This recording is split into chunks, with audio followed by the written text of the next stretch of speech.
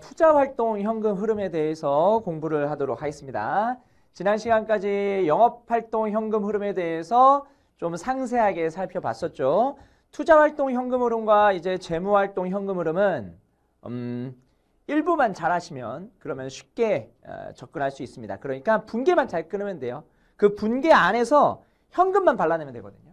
자, 그래서 투자활동 현금 흐름과 재무활동 현금 흐름은 뭐가 투자활동인지 뭐가 재무활동인지 이거 구분하는 거 첫 번째. 두 번째는 투자활동 현금 흐름을 계산을 해야 되는데 그때 계산할 때 분계만 잘 끊으면 된다. 그래서 뒤에 문제를 풀 때 분계를 제가 막 끊어 드리는데 그 분계가 뭔지 모르면 그러면은 안 돼요. 일부에서 다 배웠던 내용들을 가지고 여기서 분계를 끊기 때문에 뭐 복습 차원에서 뭐 분계를 공부하셔도 상관은 없지만 저 분계를 처음 보거나 아니면은 너무 이해가 안 간다 이렇게 되면은 일부에 있는 유형자산 파트라든지 아니면 사채 파트 이런 것들을 공부를 하고 다시 오셔야 됩니다.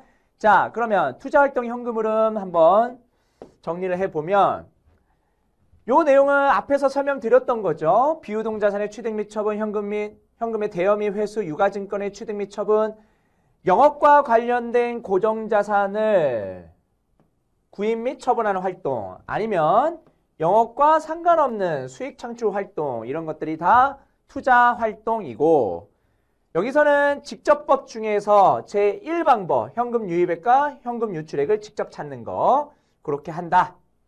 그 다음에 투자자산의 세부 분류 단기 투자자산과 비유동자산 그래서 단기 예금, 단기 매매증권, 단기 대여금 이런 것들이 투자자산. 근데 IFRS에서는 이러한 단기 투자 자산에 대한 현금 유출입도 영업활동 현금 흐름으로 볼 수 있다라고 말씀드렸고 그 다음에 투자자산 처분, 유입액은 처분이고 유출액은 구입이겠죠? 뭐 이런 것들은 어렵지 않을 겁니다. 넘어갈게요.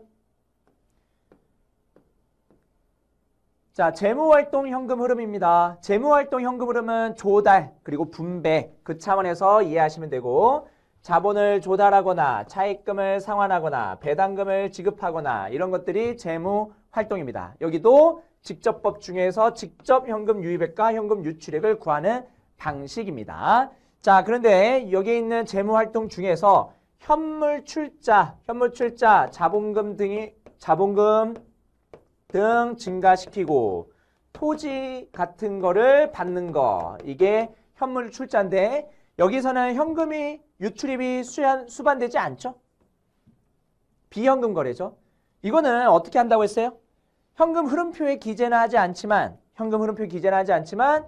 재무제표 주석사항으로 기재한다라고 말씀을 드렸습니다. 그렇죠? 자, 그렇고 그 다음에 차입금 사채 뭐 구분하시면 되시고 어려운 건 없겠죠? 그 다음에 유동성 장기부채 아시죠? 유동성 장기부채는 원래는 장기부채였는데 이제 유동성 단기로 가는 거. 그 다음에 사채, 전환사채, 신주인수거부 사채 간단하게 우리가 알죠? 전환사채는 원래 사채인데 주식으로 전환하는 거. 신주인수거부 사채는 원래 사채인데 주식을 살 수 있는 권리가 부여된 거. 자, 유입액, 유입액은 발행. 유출액은 상환 이렇게 정리하시면 되겠죠. 발행하게 되면 기업 입장에서 발행하는 거죠. 기업 입장에서 주식이나 채권을 발행하게 되면 돈이 들어오죠. 그리고 그거를 상환하게 되면 돈이 나가고요. 어렵지 않죠?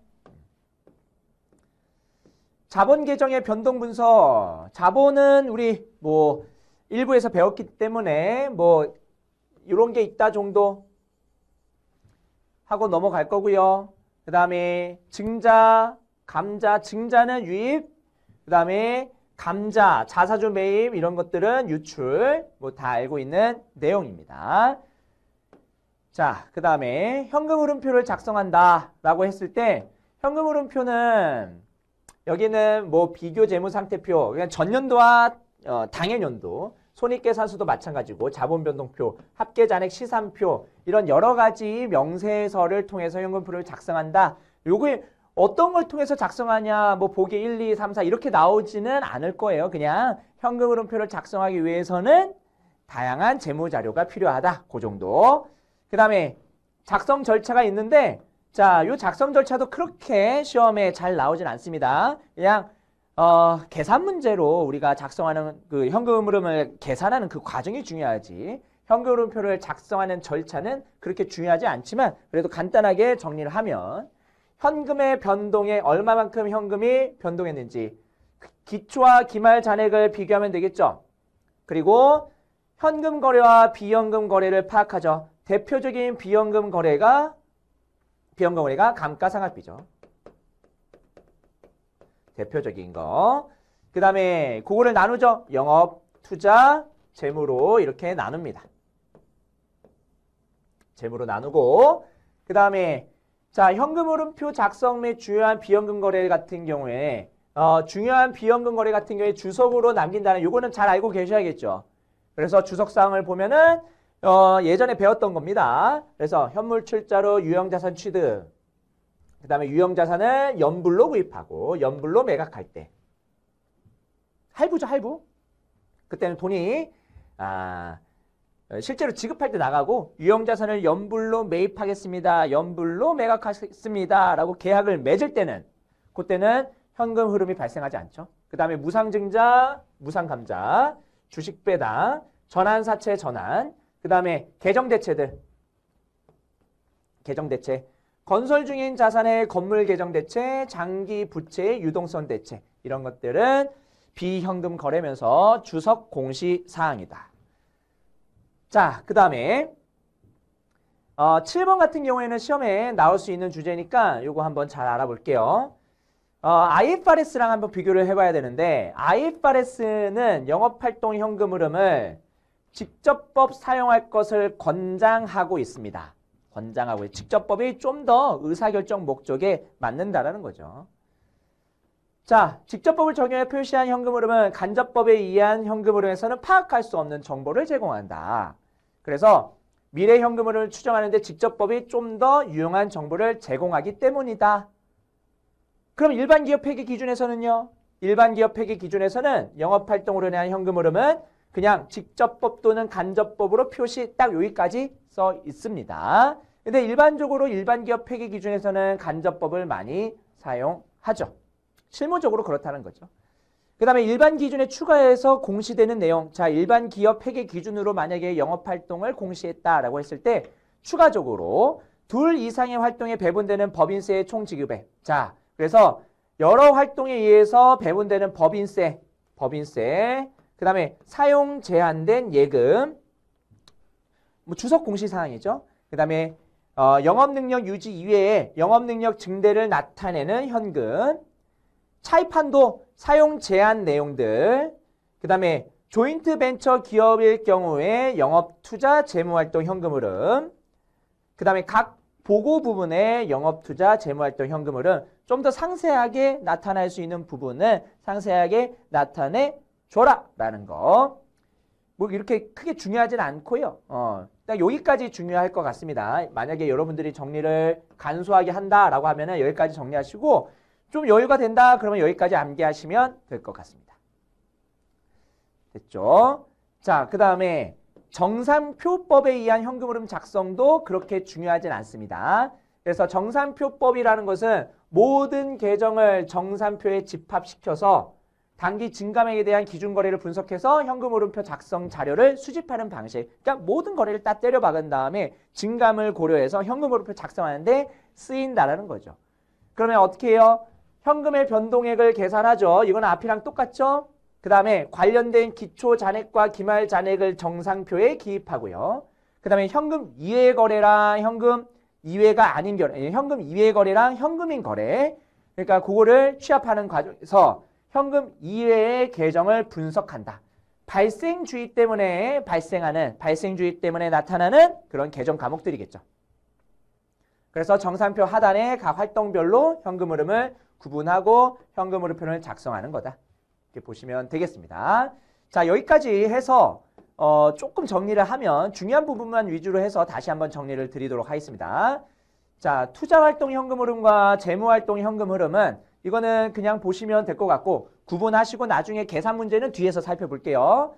그 다음에 여기 있는 현금 흐름표를 작성하는 데 있어가지고 현금 흐름표 작성 자료 그 다음에 작성 절차는 그냥 뭐 참고 삼아서 보시고 현금흐름표 작성 여기 있는 작성할 거 그냥 중요한 비현금 거래 주석 내용 주석상 요거 정리하시면 될 것 같고요.